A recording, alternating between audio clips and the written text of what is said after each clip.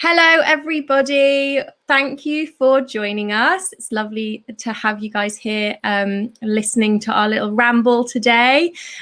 We are joined today by two awesome practitioners to talk about the 5 ways to well-being. So we obviously know that there are lots of different ways to well-being, lots of individual paths, as individual as you guys out there. But we have chosen 5 pillars to talk about today, so that hopefully we can just give you a few extra tips and tricks to get well on your way just before festivities begin. So I'm going to bring into the chat now today Catherine Rees and Zoltan Zavody. Hello, hello. Thanks for joining. So Zoltan is a bodywork therapist at TruthPie. He offers a lot of different kinds of soft tissue therapies, and he has a very holistic approach to his wellbeing practice. Catherine offers NLP coaching, career coaching, resilience coaching. She is from an HR background, so does HR specific resilience coaching as well. So I'll let them tell you a little bit more about what they do in their own words, because they're multi-talented. Should we start off with Catherine? Hi, so I'm Catherine, and I coach people that have maybe some anxiety in their life and sometimes get really, really stressed and stuck. So I sort of help enable them to put little tools in their toolbox, which they can use, they can bring out when they get a trigger, and help them take them forward to the next step. And I do that in a holistic, natural, and as spiritual way as possible. Lovely. And Catherine's based out in the countryside, so she often is bringing in lots of nature and lovely things into her therapies, aren't you? That's right. Yes. Yeah, definitely. Yeah. Zoltan, tell us a little bit more about yourself and what you do with TruthPie. Hi, Zoltan. I typically work with musicians and precision performers who are in long-term pain or discomfort from all their practice and play. And I help bring them out of that pain and help their bodies come into a greater sense of alignment so that they can get back to doing what they love. And I'm based in Central and East London, and from the TruthPie rooms in Bermondsey. Yeah, so Zoltan, you're a musician yourself as well, aren't you?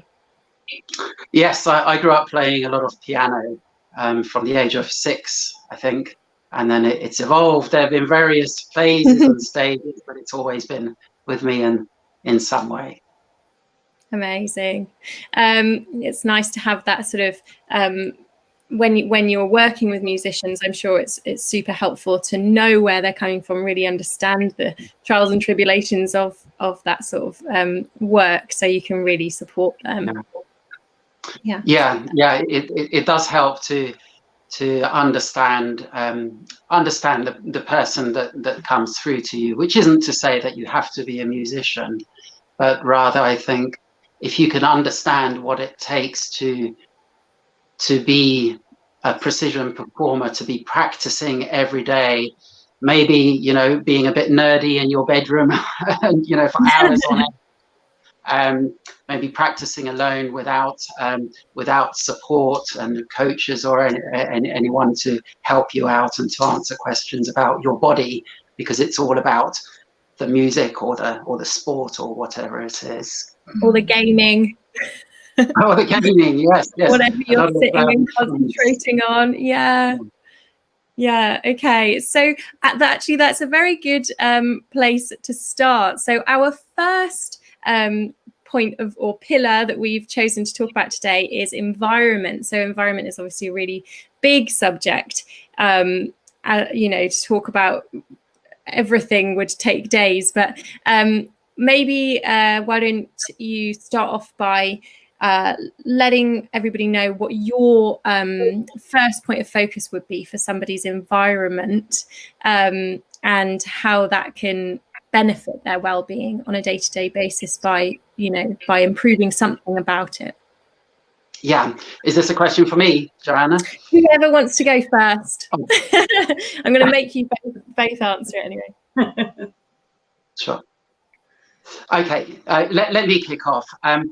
So I think that the first thing really in any situation is to pause for a moment, however brief, and just feel for how you are, how you're feeling.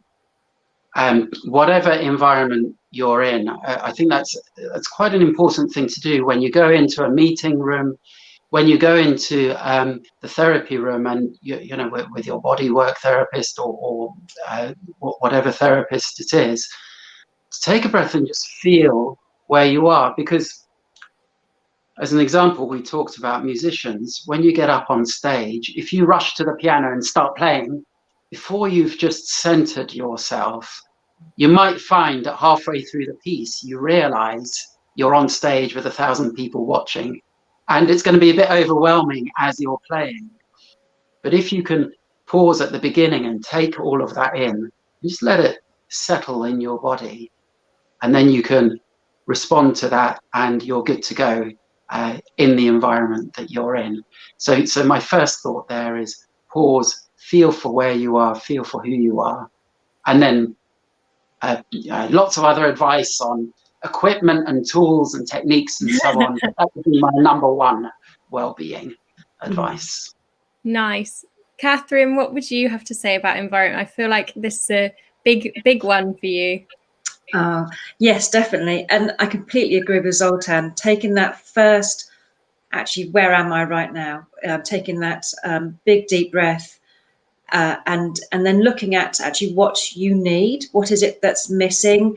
What is it that you're feeling? It might be the case that you feel that you might be under a lot of stress, and you feel like you need to perhaps walk away from the environment that you're in. Also might mean that you need to walk outside and get some fresh air. And when I work with my coachees, I say to them, when they are getting stressed and overwhelmed, is take your socks and shoes off and go and walk on the grass. Go and just stand and just feel the grass under your feet. No matter if it's cold or wet, doesn't matter. Just feel the earth and really, really ground yourself. And I think that is really important. That just brings all the energies up from the ground and helps you just, like Zoltan says, good centering and grounding, and it helps everything just calm down a little bit. Yeah, Zoltan actually spoke about that in a recent conversation. We did an interview, I want to say back in September, August or September, and I remember him talking about go and stand on the fresh grass, go and breathe in the air, wherever you are, if you're in the mountains, if you're wherever you are, enjoy, even if you don't have a garden, when you are walking past a park, sneak out and take shoes off. but actually experience the environment you're in. Definitely. Yeah, I think that's really, really important. And even if it's at nighttime maybe and you live in the centre of town, just to look out your window and notice the stars and the moon, and just take in actually what's above you as well, can be quite give you lots of energy that's really good for your soul. Yeah. Isn't it interesting, Catherine, that we both, I come at it from a bodywork perspective, and you come at it from perhaps, correct me if I'm wrong, more of a mind perspective and how you use your mind. But both of us are saying something about just being present and aware, and that must be there must be some truth to that. I think so. And I think that the other thing as well, if you are under a lot of anxiety or stress, and you are, for me, if you're able to just stop your mind from that internal chatter and just focus on ground, that helps enormously as well with overwhelm or stress, anxiety. Yeah. So mind is actually our next pillar that I'm going to talk about. So what, speaking, you've both given us something that we can go and do with our environment that actually then helps with our mind. Is there anything else we can do to try and either be more present or just calm our mind, or to experience more joy, even, you know, finding a happier mindset even? Well, for me, I would, to find that happier, joyful time, is once you have quietened your mind down, is focus on your breath, and perhaps do a meditation, a guided meditation. That's always a great way of being able to just focus on the here and the now. For instance, I like my clearing of chakras type of meditations, which help you then clear the energies up that might be stuck, and also creative writing, being able to just write down whatever's in your mind and just let it flow. It doesn't matter if it makes sense or not. Just be able to write lots of lovely words that come into your head, and then it's out the way then. Catherine actually also recently contributed a vision board exercise, didn't you, to our blog? So there is a blog post still on TruthPie if you want to go and explore. Again, it's probably back in around May or June, wasn't it? Because it was during our first lockdown period. But that was lovely and mindful too. I remember it's similar to sort of creative writing. It's a nice creative exercise for your mind. And vision boards don't always need to be cut out bits of paper either. That you can use like Pinterest or other sort of electronic type of things. But I prefer to be able to cut things out and stick things on and be creative like that. Get involved, get messy. Definitely. Zoltan, what else would you advise doing for some sort of mindfulness time, or for, again, to maybe create some more joy, bring some joy into the current time? Yeah, it's a great question, and I'm aware that sometimes with mindfulness practices, people might end up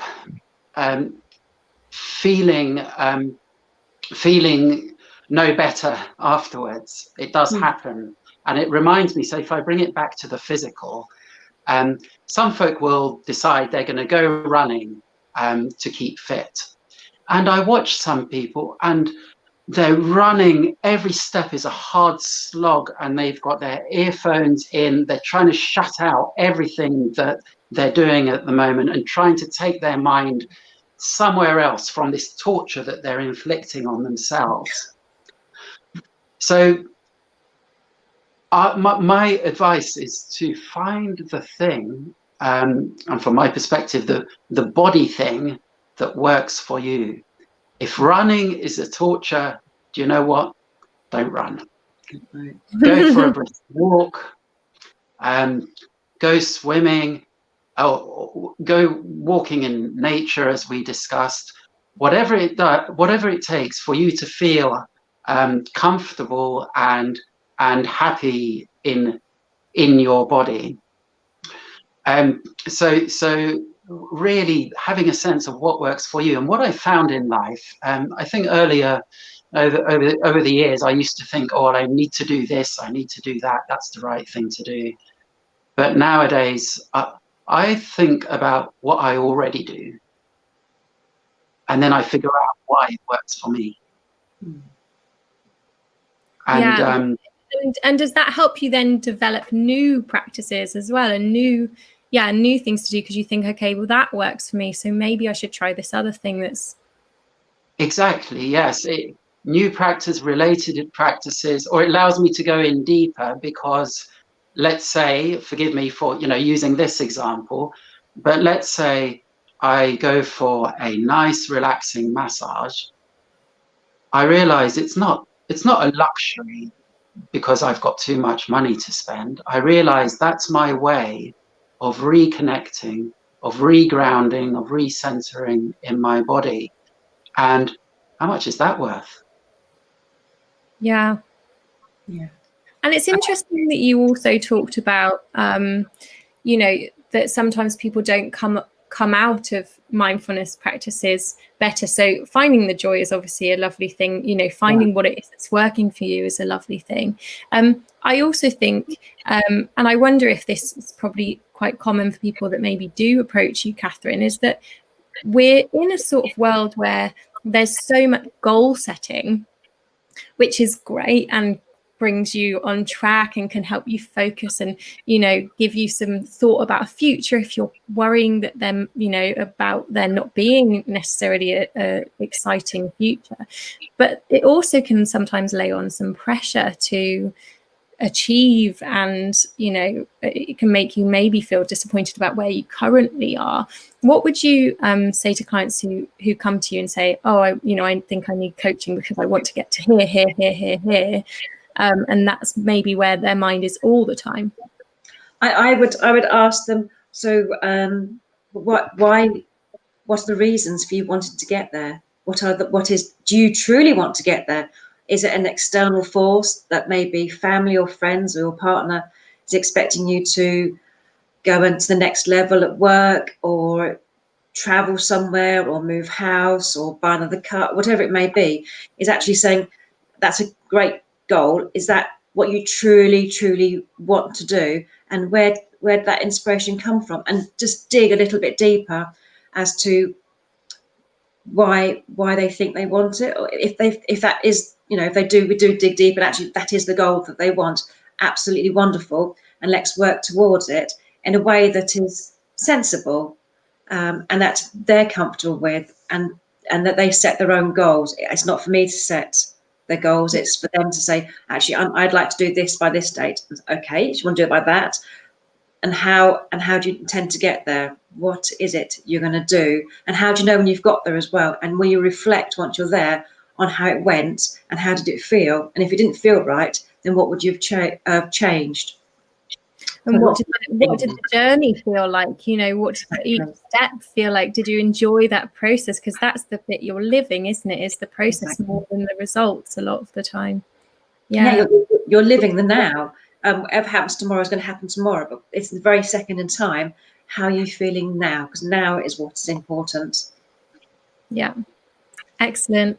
What I think that's really helpful, actually, sort of that connection of you know, of the body that Zoltan made as well, about how you know, moving can so affect your mind and can be sort of your avenue to look after your mind. And if it's something creative, getting something down on paper, you know, doing something with your hands, even that's a physical thing. So it does just show that sometimes that, not just thinking, oh, I've got to do something for my mind, I must meditate, which I think lots of people are finding sort of the benefits of meditation now, but knowing that there are other ways to do that. As you know, Daniel was even talking about walking meditation. We did a post on it a few days ago, I don't know if you saw it, but about walking meditation. Those links are on the website if you do want to explore that a little bit more, because there are people that do videos to show you how to do that and make it easy to meditate, rather than it be this, I must sit down cross-legged, meditate,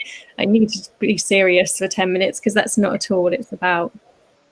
Yeah. But the meditation can be done in so many ways. It doesn't have to be sat cross-legged. I mean, going for walking is great. You could do mindful eating. You could do mindful cooking. There's so many other things that you can do, which, and it's all it is doing is bringing you into the present moment, and stopping your brain doing that internal chatter that can take you off onto a different plane altogether, which isn't always good for you. Yeah, that's really interesting, Catherine. I'm just thinking of other things where your brain might stop, and it takes me back to music. We all know that music has so many impacts, and it impacts on different people at different ways at different times.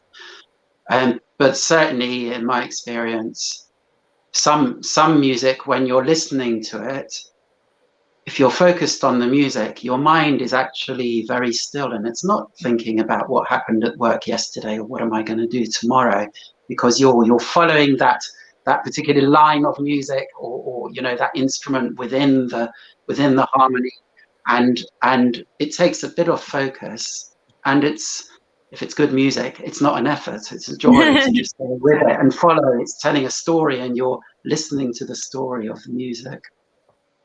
Absolutely.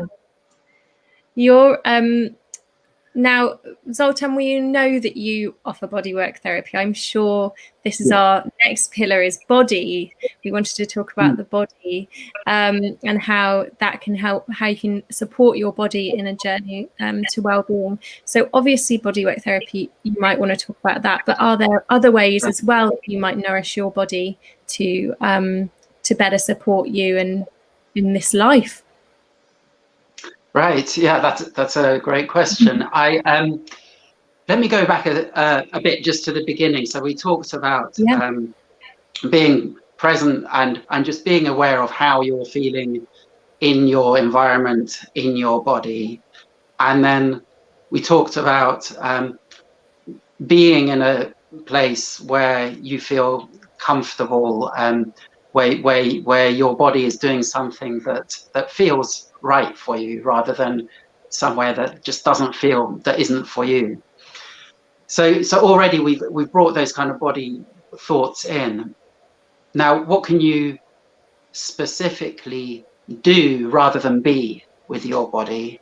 It's a really thought-provoking question. And perhaps the first thing I would point to, particularly at this period of COVID, when a lot of people are working from home, many, and I'm pleased to say this isn't us now, but many people will be stooped like this with their shoulders hunched, shoulders forward. I mean, we're doing a great job here, aren't we? But their heads forward. Your head weighs about 6 kilograms. So what's keeping those 6 kilograms from falling down? It's your neck muscles and your back muscles. And surprise, surprise, with all this working from home, guess what the two most common ailments are with musculoskeletal conditions? I came into practice recently. I think I did a couple of appointments just before lockdown, and my entire day was just people saying my neck. So I spent my whole day just massaging necks. Right. Yeah. So what can we do about that? And the risk of sounding a bit boring is if we look at our desk ergonomics. So is the screen at eye level like it is here, or am I kind of hunched forward looking up, or is it too low because I'm working on my laptop looking down? And then one of the best things, can I just go and get something? Give me 1 second. We didn't realise we were doing like a treasure. Here we go. Yes. Something like this. This is a yoga roll, but you can buy a specific lumbar roll. Won't mention any companies, but it'll be what, 15-20 pounds. Place that behind your back, your lower back, and it will naturally help your shoulders just drop rather than fall forwards. I would say with all the back conditions I've seen over the years, that lumbar roll is behind your lower back is possibly the single most effective thing people can do to avoid lower back pain and avoid pain in their lower back and shoulders. Nice. I like that tip. I'm gonna get mine out and use it a bit more often. Yes, do. If you do, take care not to slouch into it where it's just there as a prop. No, it needs to be there as a tool. So you need to make sure that your bum's pushed just underneath it, so it is actually supporting your lower back. Yeah. Thanks for that one. That's a really good tip. Right. Catherine, how do you connect to your body? You're very outdoorsy, so I'm going to let you go with that. What are your tips for connecting to your body? Yes, I am. I spend half my time running around after the dogs and the horses. So you'll find me most days, twice a day actually, pooping in the horses' field. I thought it's so hard to find a picture with you without a horse next to you for this. There isn't. They are my go-to. They're my relaxation. But I also do yoga. For me, I love to do yoga. I just like to do a very relaxing yoga and just stretch out and be like Zoltan, and just be very aware of my posture, of how I'm sitting or how I'm walking, and making sure that if I do have an ache, is actually just look into it and think, okay, so where does that come from? How do I feel about it? Is it a stress? Because sometimes the shoulders, you could be putting them together because you're stressed, and then it's just the whole breathing in and just relaxing your body down. But yes, I'm a walker. I'm not very good at running, so like Zoltan, seeing those people running, that would be me. Do you ever find that you have clients come to you for their career coaching, for resilience coaching, life coaching, and they just happen to have pain, but they're obviously not talking to you about that because they're there to do coaching on their mind, and then actually over time they comment that they've found that their body has got less pain, where they've come in more sort of alignment? Yes, yeah, yes, there have been, and it's where, again, I've been coaching people that have been mainly office based, and we've had coaching sessions where we've been sat down, and I've sort of said to people, I'm very aware of how people sit, and I do make comments about, you actually are sitting really quite badly, and I also like to walk and talk and coach as well, and that always is a great way of getting people to move, and going back to the mindfulness walking, even that makes you very aware of how you step and how you use your body as well. So yes, brilliant. Yeah, great. That sort of helps them probably release a little bit more and talk things through a little bit more clearly, because it, moving can clear your mind, can't it? It can really help. Right. So our fourth pillar is spirit and energy. However you would like to talk about spirit or energy, everyone has different relationships with those words. Why is it important to start to understand your energetic presence in this world, and perhaps other energies that we don't fully understand? What can we begin doing to support that area of our well-being? Oh, you opened up a lovely, massive question there. Very spiritualism and energies. If you take it to perhaps where a lot of people know about is law of attraction. So if you think about the energy that you spend thinking about something that you really want, or how you feel about people, you're actually sending out an energy to them or out into the big wide world, and it does come back to you. And that whole, if you think good things, but not just think it, actually feel it, that will also make you feel better as well. So there's a lot of go on. You're fine. Do you want to say something else there? That's Can you think of a time where that's happened for you, where you've really put some thought into what you would like to happen, and that you've then noticed the things come back to you more so, in your opinion, because you feel you've been doing that? Yes, and I'm going to take it back to the horses, to be fair. So at the beginning of the year, I was dreaming about buying a new pony to go with my little mare, and I knew what I wanted in my mind, and I dreamt it and thought about it and researched it. And of course, law of attraction isn't about just thinking about something. You have to put the effort in as well. It's not just about, I dream I'm going to have a red car. It's you have to put that effort into how you find it. And on March the 10th, this year's before this lockdown sort of was coming into thingy, my little grey Connemara pony arrived off a lorry coming straight from Ireland. And he was everything that I'd dreamed of. I mean, I'd seen photos of him and what have you, but hadn't actually met him in real life. So, not I don't advise anyone else to do that, to be fair. Don't buy a pony. You trusted your energies.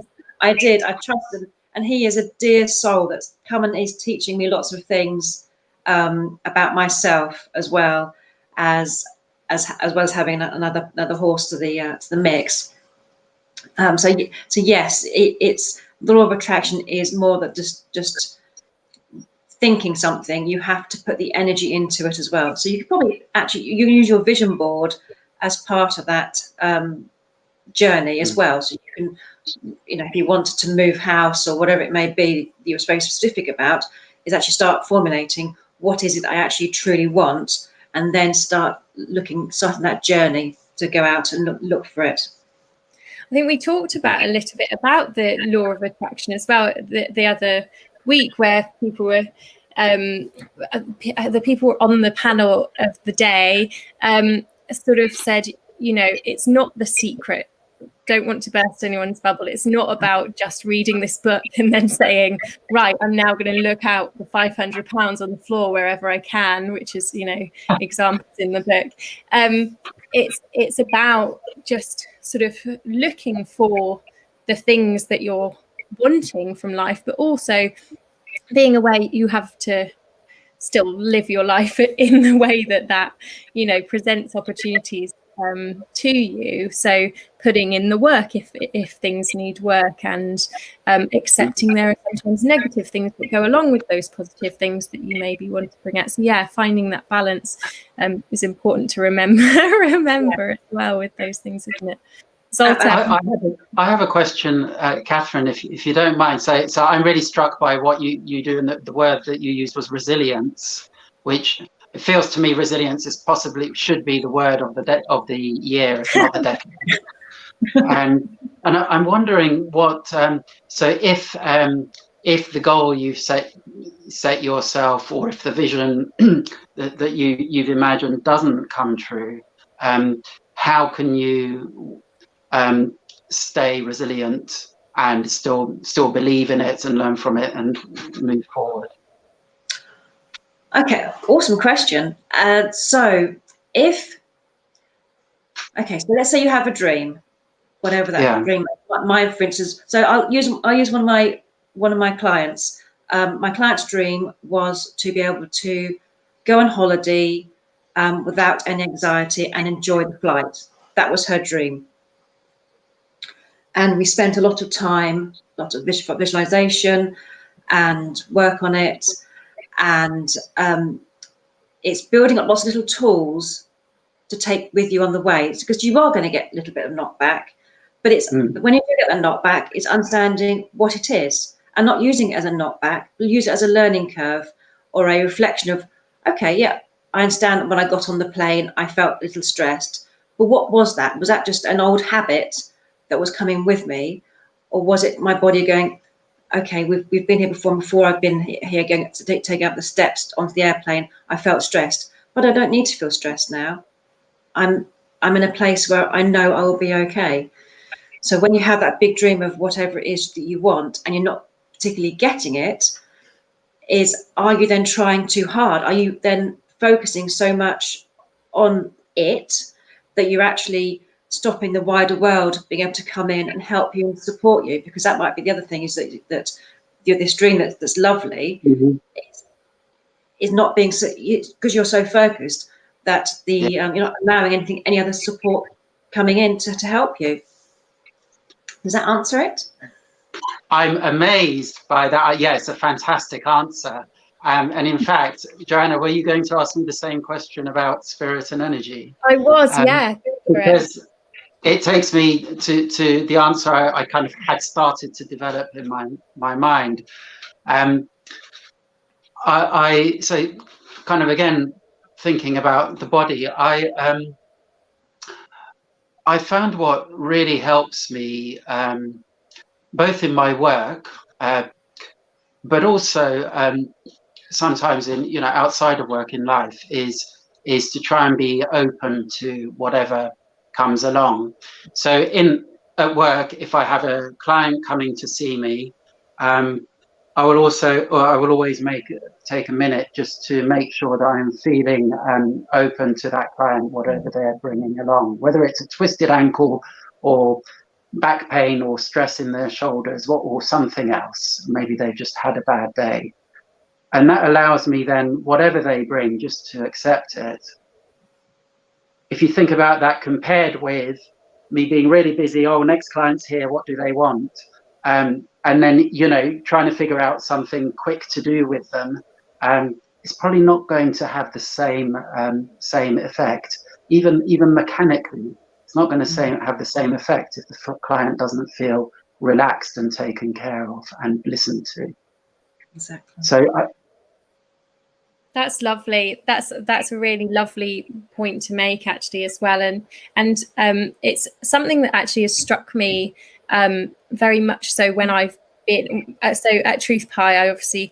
I am a therapist, but I obviously spend a lot of my time running around and doing all of the other bits and pieces that the wellbeing centre needs. So often I'm there when you guys are treating rather than on days where I'm treating. And one thing that does strike me is that all of our practitioners, and it doesn't really matter whether they are someone that does a 2-hour appointment or a 30-minute appointment most of the time, or, you know, they've got back-to-back clients, or if they've got one client that day, everybody I come across, I always see that they're really calm, they're ready for their clients. And I think that that's a really lovely thing about all of you, actually. It always strikes me as something that's really important and lovely for the clients as they arrive. So yeah, that's nice to hear you address that, really, because I think that's an important one for people to know, that we do prepare for you when you arrive at your appointment. We're not there just sort of, hi, yeah, I jump on in, head on out. You know, it's not a beauty salon. It's definitely about well-being and the whole experience that you have when you're there. So from the second you arrive, we're thinking about hopefully how you're feeling, and we hope that comes across to everyone that visits us, for sure. Isn't that a wonderful gift that we can give, though? Is having that space that when the client comes through the door, is this is for you. We are here for you, and this is your time, and we are open and we're present. Yeah, it's perfect, really. And you're safe there. You're safe to sort of talk about what you need to. You're not feeling pressured to talk about it under a time constraint or whatever. You know, obviously at the moment we're having to do a lot of our consultations. You know, Catherine, you work online for us anyway, but people who are doing in-person consultations, they're having to do them online at the moment.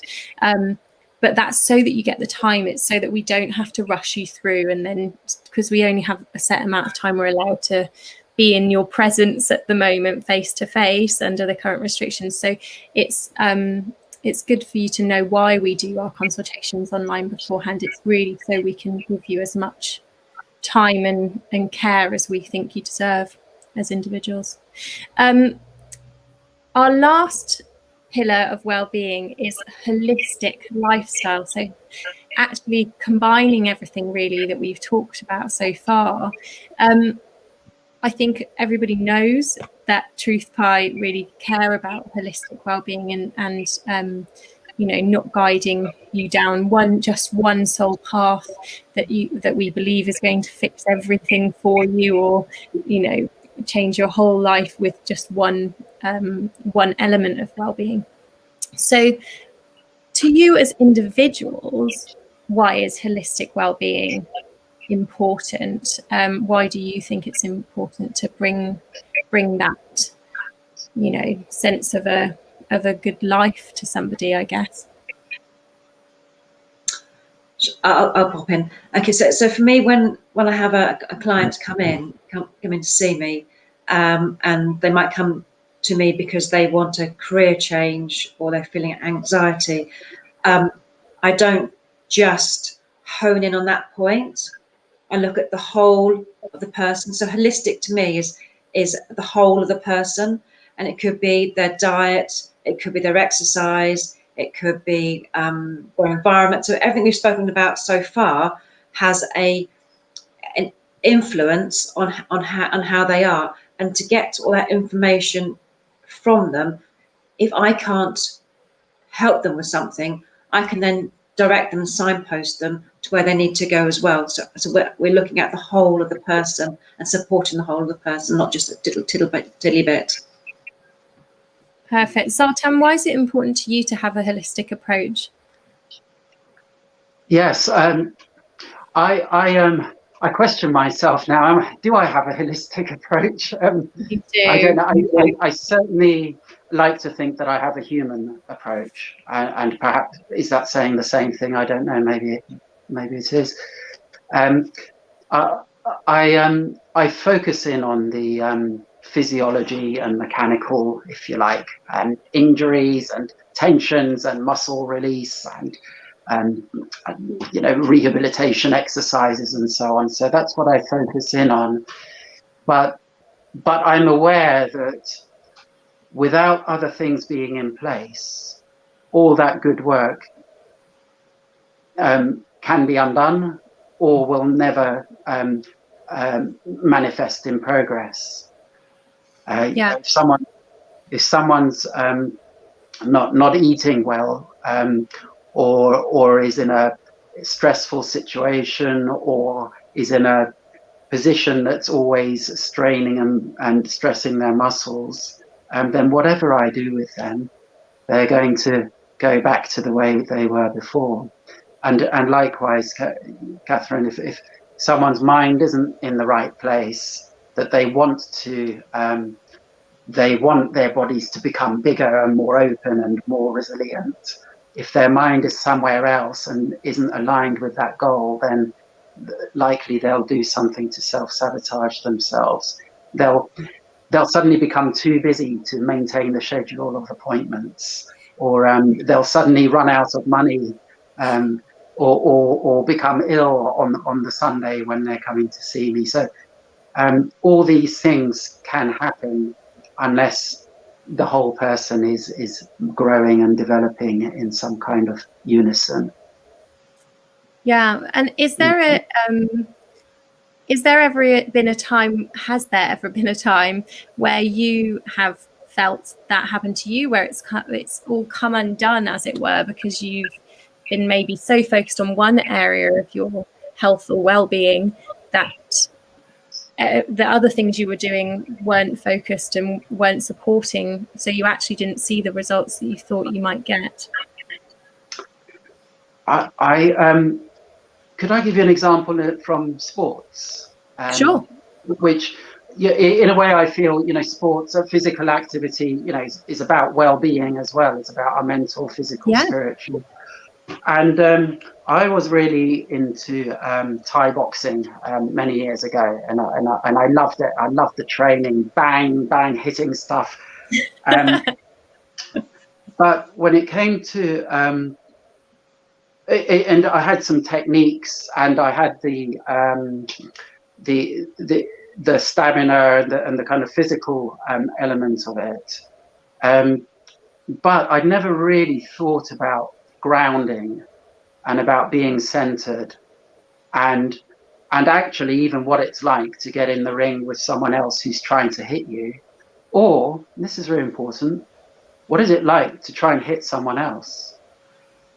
Really think, do you want to do that? Is that something you're comfortable with, even if it's with consent in a ring with gloves? And that took me on a bit of a journey, just realizing probably actually I don't particularly want to hit people. And I'm still on that journey of, wow, what is it that helps take me forward in a way, keeps me rising, but still keeps me grounded in reality. Personally, I find martial arts is great for that, because you might have ideas of, all kinds of techniques and what you can do and so on, and how great you are and how much you've trained. And then there's someone in front of you who's going to hit you. That's a good test.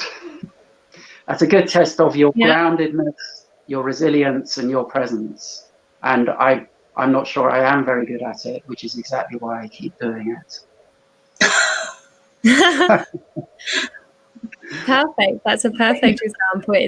As all well-being, all health, all progress is ongoing. It's, if we all felt like everything was done, what else is there to do? Right. Amazing. So I think that's everything we wanted to cover really in today's chat. That was a really nice sort of couple of points to end on. So thank you very much for that.